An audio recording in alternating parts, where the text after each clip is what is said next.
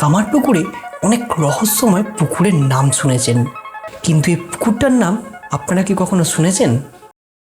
গ্রামের একদম শেষ প্রান্তে নিঃশব্দে শান্ত একটা জায়গায় লুকিয়ে আছে একটা প্রায় ভুলে যাওয়া ইতিহাস। এই পুকুরটার নাম সুখসায়ের। একসময় এই পুকুরটা ছিল অনেক বড়, কিন্তু সময়ের সাথে সাথে ধীরে ধীরে ছোট হয়ে গেছে।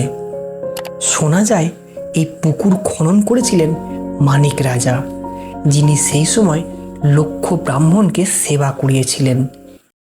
সেই সময়ে তো বাড়ি বাড়ি জল বা কলের ব্যবস্থা ছিল না, তাই এত মানুষের খাবার আর ব্যবহারের জন্যই এই বিশাল পুকুর তৈরি করা হয়েছিল, আর তার নাম দেওয়া হয় সুখসায়ের। এই জায়গাটা কামারপুকুরের পাশেই হরিসাবা গ্রামের একদম শেষ প্রান্তে। এখানে লোকজন খুব কমই আসে, তাই জায়গাটা আজও শান্ত, পরিষ্কার আর একটু রহস্যময়। আর এই যে পাশে দাঁড়িয়ে থাকা বটগাছটা দেখছেন, এটা শুধু একটা গাছ না, এ যেন কয়েকশো বছরের ইতিহাসের সাক্ষী, হয়তো 300 বছরেরও বেশি পুরানো।